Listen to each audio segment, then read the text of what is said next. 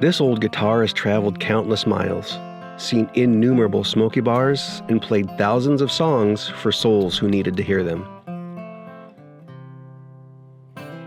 It seems fitting that its final resting place is here, in my garage, hopefully telling all its stories to my stuff.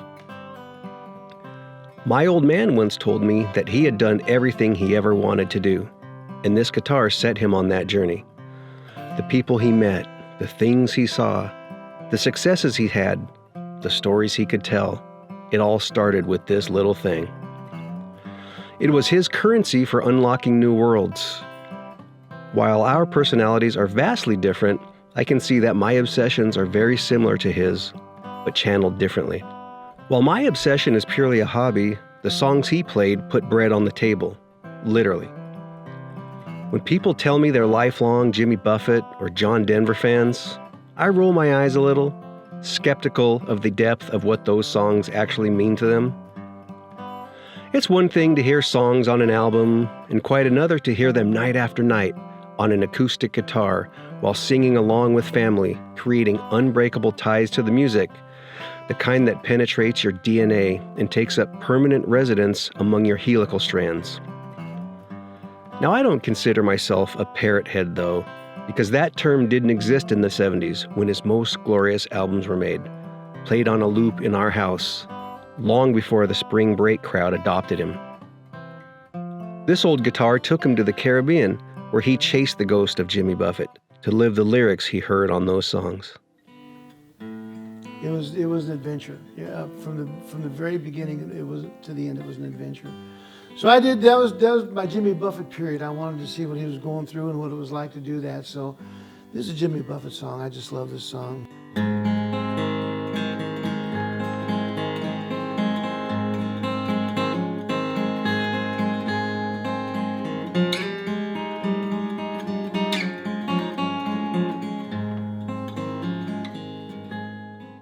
One of John Denver's lyrics has been playing on repeat in my head since my father's passing. It goes like this: I've been lately thinking about my life's time, all the things I've done and how it's been. And I can't help believing in my own mind I'm gonna hate to see it end. That lyric is nestled way down in my double helix. The readout on a forensic analysis of my fingerprints probably wouldn't consist of protein sequences. Rather, it would read, "Thank God I'm a country boy." All these songs were integral to our nuclear family, one not able to exist without the other, like the double helix. Life was safe then, and there was no such thing as death.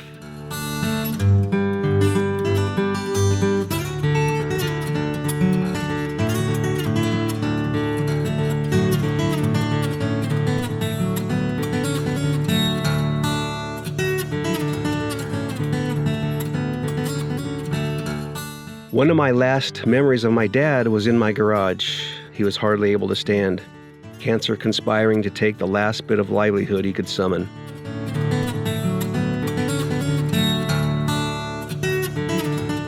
He stood amongst his things and rummaged through his old writings that chronicled his life's adventures. Quietly, like a ghost, he said, "I've really done a lot." I could see he was pondering the end, scanning through a lifetime of memories, knowing it was about to end.